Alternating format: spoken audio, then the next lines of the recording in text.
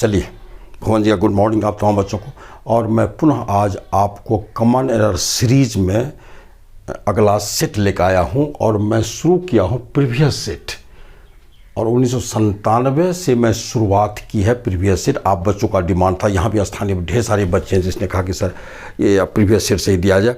चलिए भाई ठीक है, अच्छी बात है। किस ढंग का क्वेश्चन प्रीवियस सेट से बेनिफिट होता है, किस ढंग का क्वेश्चन पूछा जाता है, पूछने का क्या ट्रेंड है, कहाँ कहाँ से ज़्यादा क्वेश्चन पूछे जाते हैं, किस चैप्टर से ग्रामर के, तो ये सब देखने को काफ़ी मौका मिलता है। तो चलिए ठीक है, बहुत अच्छी बात है। 97 का मैं 97 जो परीक्षा हुई थी उसमें 10 क्वेश्चन पूछे गए थे। मैं 5 क्वेश्चन का सेट बना के आप बच्चों को सामने ला रहा हूँ। तो 5 क्वेश्चन मैं आपको ये पीछे ही कर दिया हूँ, क्लास 6 में मैं कर दिया हूँ। अब क्लास 7th ये मेरा है, मतलब 7वां ये कॉमन एरर सीरीज चल रहा है मेरा। आज 7वां क्लास है। 7वां क्लास में मैं ये 1997 का ये दूसरा सेट में दे रहा हूँ। 5 क्वेश्चन जो इसके बचे हुए थे, रिमेनिंग पार्ट्स ऑन 97 में 97 के जो बचे हुए पार्ट 5 क्वेश्चन थे उसको मैं लाया हूँ। तो आइए हम लोग चर्चा कर लेते हैं। हाँ, तमाम बच्चों को मैं ये कह दूँ भाई, आप जो नए बच्चे हों आप सब्सक्राइब करो, इसको एकदम सब्सक्राइब करो भाई, और आप लाइक करो और कॉमेंट तो लिखो ही नहीं।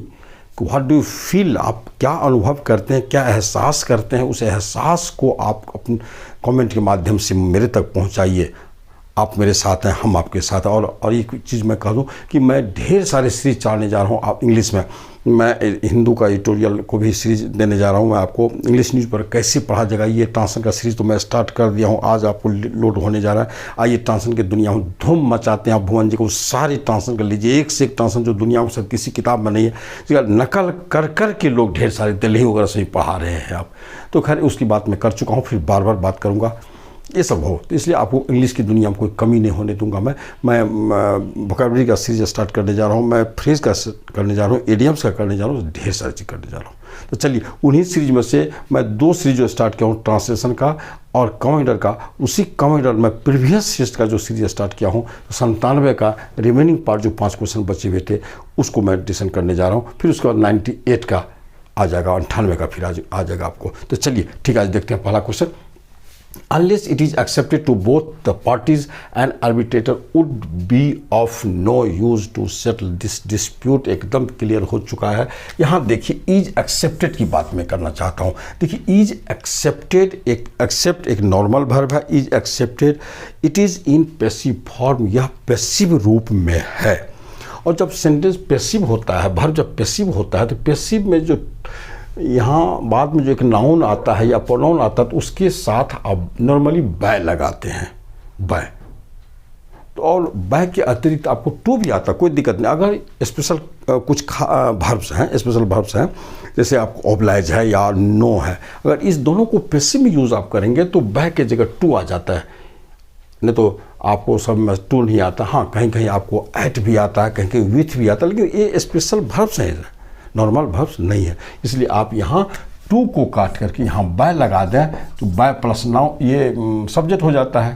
इसलिए यहाँ जो है बाय, अब बाय के बाद यहाँ से बोथ पार्टी जो है ये सब्जेक्ट का काम कर रहा है, मतलब दोनों पार्टियों के द्वारा जब तक इसे स्वीकार नहीं किया जाता है, स्वीकार नहीं किया जाएगा। चूँकि अनलेस यहाँ लगा हुआ, फ्यूचर टेंस का भी सेंस यहाँ है। फ्यूचर टेंस को हम प्रेजेंट इंडेफिनिट में लिखते हैं, इसलिए आप इसकी हिंदी कर सकते हैं, जब तक दोनों दलों के द्वारा स्वीकार नहीं किया जाएगा, इसका ये सेंस है यहाँ।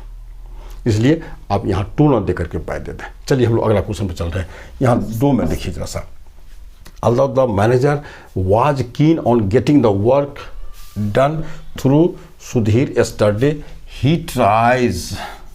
देखिए यहाँ yesterday दिया हुआ कुछ, एस्टरडे है तो एस्टरडे की जो सेंटेंस जो वर्ब सब होता है सबको पास्ट इंडेफिनिट रखिए आप सीधा। यहाँ देख लीजिए, द मैनेजर वाज कीन, यहाँ पास्ट है, यहाँ दिया हुआ है ना। उसके बाद फिर उसके बाद वर्ब है नहीं यहाँ, हाँ एस्टरडे है। एस्टरडे के बाद यहाँ ट्राइज आ गया, ट्राइज ये गलत है, आप यहाँ ट्राइड कर दो, पास्ट इंडेफिनिट में डाल दीजिए।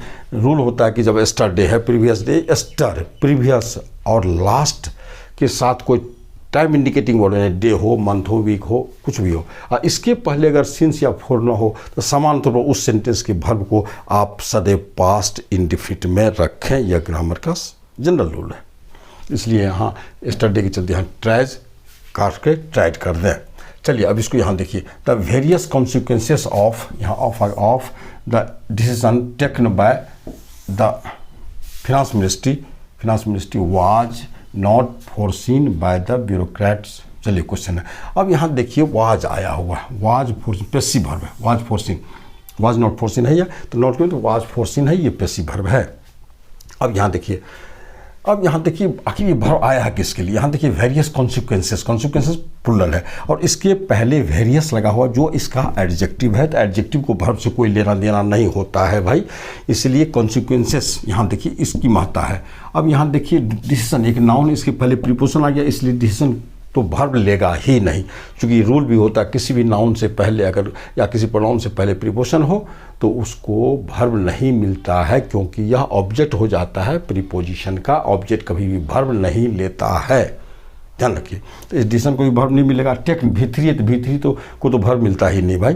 चलो ठीक है। अब यहाँ देखिए द फिनांस मिनिस्ट्री से पहले बाय वहाँ देख लीजिए लगा हुआ है, यहाँ बाय है, तो बाय जो है सो फिनांस मिनिस्ट्री को कैंसिल कर दिया भाई यहाँ, कि इसको वर्ब लेने ही नहीं देगा। रूल है, मैं बोल चुका हूँ किसी नाउन प्रोनाउन से पहले अगर प्रीपोजिशन होगा तो उसको वर्ब नहीं मिलता है। तो बस क्या भाई वाज किसको, अब कॉन्सिक्वेंसेस को वर्ब मिलना चाहिए, इसके लिए आया है, लेकिन कॉन्सिक्वेंसेस है क्या भाई प्लूरल, लेकिन वर्ब क्या दे दिया भाई सिंगुलर दे दिया, इसलिए यहाँ गलत है। आप WERE दे दो, वेयर दे दो, अब आपका एकदम उचित वर्ब है ये। अब चलिए इसको चलते, आई नेवर कंसिडर्ड, ये भिटू है, आई नेवर कंसिडर्ड, मैंने कभी विचार नहीं किया, हिम उस पर, to be a person who would go, यह भी पास्ट है, ये पास्ट नहीं भी, on his promise and then don't apologise. अब यहाँ देख लीजिए 3 वर्ब हैं, कंसिडर्ड है पास्ट इंडिफिनिट में, वुड गो पास्ट इंडिफिनिट में है, पास्ट टेंस में है ये भी है, और यहाँ दे दिया है प्रेजेंट डोंट। अब यहाँ डोंट अपोलोजाइज, ये एकदम भाई बेइंसाफ़ी है, ऐसा नहीं होता। जब सारे वर्ब पास्ट टेंस में तो फिर प्रेजेंट को कैसे आपस में मिला दिए। प्रेजेंट पास्ट का कभी भी संगम नहीं होता है, एक साथ नहीं आता है भाई, ध्यान रखिए, एक साथ कभी नहीं आता है। हाँ फ्यूचर प्रेजेंट एक साथ आएगा, पास्ट एक साथ आएगा, लेकिन प्रेजेंट पास्ट एक साथ नहीं आता है, इसलिए प्रेजेंट और पास्ट को अलग अलग रखिए, तो सबको पास्ट में कर दीजिए, स्वाभाविक है। तो इसलिए यहाँ डोंट के जगह आप यहाँ डिड लगा दें, डिड नॉट, तो आप सही हो गया। क्योंकि 2 पास्ट में है तो तीसरा प्रेजेंट में हो ही नहीं सकता, तीसरा भी पास्ट में ही होगा। चलिए ये भी क्लियर हो गया। अब आइए हम यहाँ देखिए, having finished at school, school में समाप्त करके, एट स्कूल के स्कूल में, स्कूल या स्कूल को having finished at school, school में समाप्त करके, है ना। तो Raghu thought of going, Raghu जाने के लिए सोचा, कहाँ, टू बॉम्बे, बॉम्बे जाने के लिए सोचा, in search of some job, some job मतलब कोई नौकरी, किसी नौकरी के तलाश में वो बॉम्बे जाने के लिए सोचा। कौन कब सोचा भाई, जब स्कूल उसकी समाप्त हुई ना। हाँ, स्कूल समाप्त होने का मतलब स्कूलिंग शिक्षा, स्कूल की पढ़ाई लिखाई, इसको समाप्त करके तब वो सोचा बॉम्बे जाने के लिए। तो अब यहाँ सवाल उठता है कि चूंकि फिनिश किया भाई, तो स्कूलिंग शिक्षा समाप्त, स्कूलिंग शिक्षा, स्कूलिंग पढ़ाई, तो इस फिर ऐट कहाँ से आ गया। चूंकि हम जानते हैं कि फिनिश एक ट्रांजिटिव वर्ब है और ये आपको यहाँ ऑब्जेक्ट है इसका, तो कोई वर्ब और वर्ब के ऑब्जेक्ट के बीच में किसी भी प्रीपोजिशन को टॉलरेट नहीं किया जाता, ध्यान रखिएगा। इसलिए यहाँ ऐट गलत है, हैविंग फिनिश्ड स्कूल, स्कूलिंग शिक्षा समाप्त करके, ये बात होती है। इसलिए अब आपको यहाँ ऐट गलत है, यहाँ डू गलत था, यहाँ वाज गलत था, ध्यान दीजिए, यहाँ ट्राइज गलत था और यहाँ टू गलत था। ठीक है, तो यानी कि 5 क्वेश्चंस थे, 5 क्वेश्चंस को हम लोगों ने देखा, बेहतरीन ढंग से देखा और समझा भी। अब आप तमाम बच्चे, फिर मेरा जो अगला है, अब 97 समाप्त हो गया, अब 98 लेके मैं आऊँगा आपके सामने और लगातार देते जा रहा हूँ। मैं सैकड़ों वीडियो डालने जा रहा हूँ। आप तमाम बच्चे दिल से, मन से, आप मेहनत से पढ़ो, ईमानदारी से पढ़ो। ईमानदारी और मेहनत यही तुम्हारी ज़िंदगी को बहुत आगे तक ले जाएगा, आपकी ज़िंदगी की ऊँचाई तक यही पहुँचाता है। बस मैं आप तमाम बच्चों से यह आह्वान करता हूँ कि दिन रात मेहनत करो, ईमानदारी से मेहनत करो, चूँकि तुम सपने हो, अपने माँ बाप के सपने हो, परिवार का नहीं तो अपने वंश के धरोहर हो, माँ बाप के जीवन का भी तो धरोहर है, और अपने जीवन को बनाने की जिम्मेदारी सबसे ज़्यादा किसी को है तो तुमको ही है। क्योंकि अपनी ज़िंदगी का निर्माण खुद इंसान अपने हाथों से, अपने मेहनत से और ईमानदार मेहनत से करते हैं एकदम, और वो मेहनत जिसमें एकदम ईमानदारी हो। तो चलिए इन्हीं शब्दों के साथ आप तमाम बच्चों को मैं धन्यवाद देता हूं, और मैं पुनः कह देता हूं कि भाई आप सब्सक्राइब कर लो जो नए बच्चे हो, और इसको आप शेयर करो और हज़ारों तक पहुंचो, ये आपकी जिम्मेदारी है। चलिए धन्यवाद, बहुत बहुत धन्यवाद आपको।